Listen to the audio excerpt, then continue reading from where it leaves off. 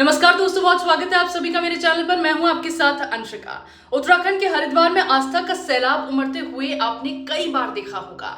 भगवान की शरण में श्रद्धालु दूर दराज से यहां पहुंचते हैं।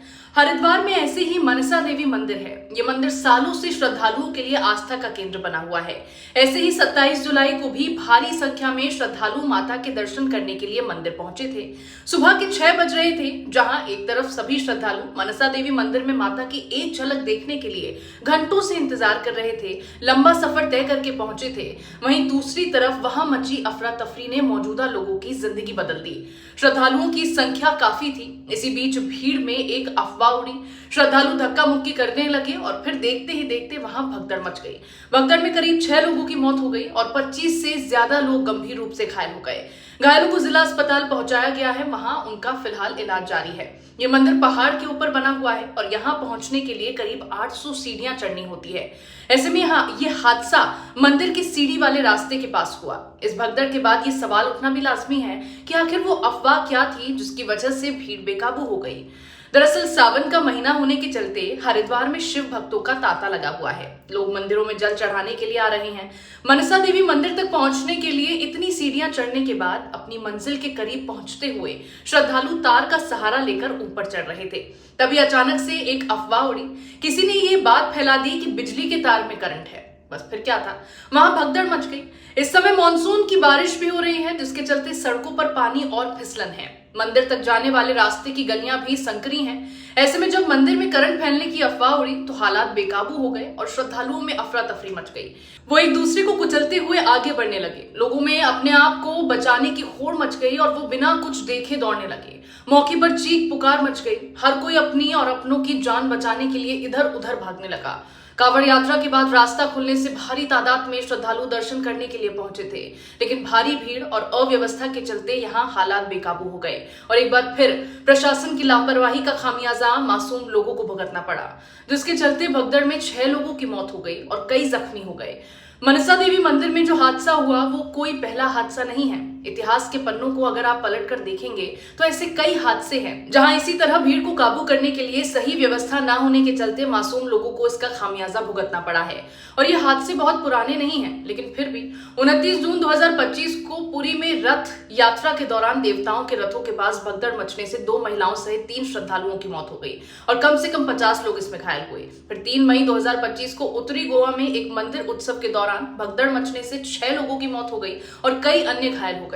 इसी तरह 8 जनवरी 2025 को तिरुपति में भगदड़ में 6 लोगों की मौत हो गई और 20 से ज्यादा लोग गंभीर रूप से घायल हुए, क्योंकि लोग तिरुमाला मंदिर में बैकुंठ एकादशी उत्सव के लिए टिकट लेने के लिए धक्का मुक्की कर रहे थे। 12 अगस्त 2024 को बिहार के जहानाबाद जिले के मखदुमपुर क्षेत्र में बाबा सिद्धनाथ मंदिर में भगदड़ मचने से कम 7 लोगों की मौत हो गई और 9 घायल हुए। इसी तरह 2 जुलाई 2024 को उत्तर प्रदेश के हाथरस में एक सत्संग के दौरान हुई भगदड़ में 121 लोगों की जान चली गई। ये भगदड़ बाबा नारायण हरि उर्फ भोले बाबा के समागम में हुई थी, जो एक पूर्व पुलिसकर्मी था और 2 दशक पहले धार्मिक उपदेशक बना था। 31 मार्च 2023 को इंदौर शहर के एक मंदिर में रामनवमी के अवसर पर आयोजित हवन कार्यक्रम के दौरान एक प्राचीन बावड़ी या कुएं के ऊपर बनी स्लैब गिरने से कम 36 लोगों की मौत हो गई।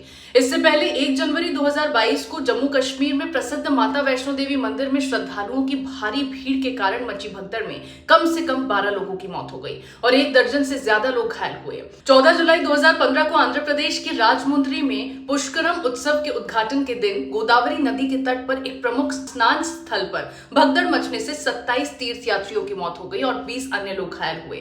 3 अक्टूबर 2014 को दशहरा समारोह समाप्त होने के तुरंत बाद पटना के गांधी मैदान में भगदड़ मचने से 32 लोग मारे गए और 26 अन्य लोग घायल हुए। 13 अक्टूबर 2013 को मध्य प्रदेश के दतिया जिले में रतनगढ़ मंदिर के पास नवरात्रि उत्सव के दौरान मची भगदड़ में 115 लोग मारे गए और 100 से ज्यादा लोग घायल हुए। भगदड़ इस अफवाह के कारण मची कि जिस नदी के पुल को श्रद्धालु पार कर रहे थे वो टूटने वाला है।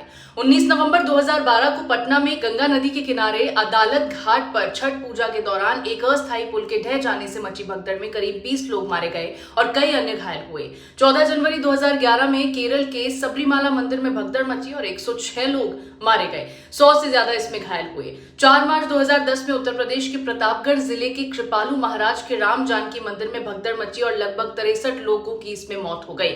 इनके अलावा 3 अगस्त 2008 में हिमाचल प्रदेश प्रदेश के बिलासपुर जिले में नैना देवी मंदिर में चट्टान गिरने की अफवाह के कारण मची भगदड़ में 162 लोग मारे गए, 47 लोग इसमें घायल हुए। 30 सितंबर 2008 जब राजस्थान के जोधपुर शहर में चामुंडा देवी मंदिर में बम विस्फोट की अफवाह के कारण मची भगदड़ में लगभग 250 श्रद्धालु मारे गए और 60 से ज्यादा घायल हुए। ऐसे ही 25 जनवरी 2005 में महाराष्ट्र के सतारा जिले में मंदार देवी मंदिर में वार्षिक तीर्थ यात्रा के दौरान 340 से ज्यादा श्रद्धालु कुचल कर मारे गए और सैकड़ों घायल हो गए। ये दुर्घटना तब हुई जब कुछ लोग नारियल तोड़ते समय फिसलन भरी सीढ़ियों पर गिर गए। और 27 अगस्त 2003 में महाराष्ट्र के नासिक जिले में कुंभ मेले में पवित्र स्नान के दौरान भगदड़ में 39 लोग मारे गए और लगभग 140 घायल हुए। ये लिस्ट पिछले कई सालों की है जब बड़ी संख्या में लोग आस्था के साथ भगवान के दर्शन करने के लिए पहुंचे, लेकिन वहां की व्यवस्था इतनी बुरी थी कि हालात बेकाबू होने के बाद सैकड़ों लोगों ने अपनी जान गंवा दी। हालांकि अपनों को खोने का दर्द शब्दों में बयां नहीं किया जा सकता। लोगों का गुस्सा और दुख अब सवाल बनकर उठ रहा है, आखिर कब तक ऐसे हादसे होते रहेंगे और जिम्मेदार कब जवाब देंगे। इस तरह धार्मिक स्थलों पर प्रशासन को कड़ी व्यवस्था की जिम्मेदारी सौंपे जाने के बाद भी यहाँ कोई प्रभावी सुरक्षा इंतजाम नहीं किए गए हैं। हादसा होने के बाद तो सुरक्षा व्यवस्था को लेकर बड़ी बातें होती हैं, लेकिन कुछ समय बाद सब कुछ ठंडे बस्ते में चला जाता है और फिर किसी कार्यक्रम के दौरान इसी तरह के हादसे सामने आते हैं जहां यात्रियों की सुरक्षा की कोई व्यवस्था नहीं होती। मनसा देवी मंदिर में हुए इस हादसे में अब हत्या का मामला दर्ज किए जाने की मांग भी की जा रही है और ऐसा न होने पर सुप्रीम कोर्ट जाने की भी बात कही गई है। सामाजिक कार्यकर्ता जेपी बड़ानी ने इस हादसे को लेकर यह भी खुलासा करते हुए सवाल खड़े किए हैं कि मंदिर के आसपास अतिक्रमण कर दुकानें बनाई जा रही हैं, जबकि ये क्षेत्र राजाजी टाइगर रिजर्व पार्क का हिस्सा है। इन दुकानों को संचालित करने की अनुमति किसने दी और प्रशासन इस पर चुप क्यों है?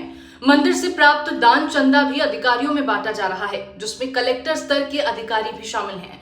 ये भी मांग की गई है कि मंदिरों को व्यवसायिक क्षेत्र से दूर रखा जाना चाहिए और मंदिरों के बड़े धार्मिक गुरु और महंतों पर भी निगरानी रखी जानी चाहिए, क्योंकि ये बड़े मुंह वाले महंत बड़े बड़े दावे तो करते हैं, लेकिन मंदिरों के धन को अपनी कीर्ति बढ़ाने में खर्च करते हैं।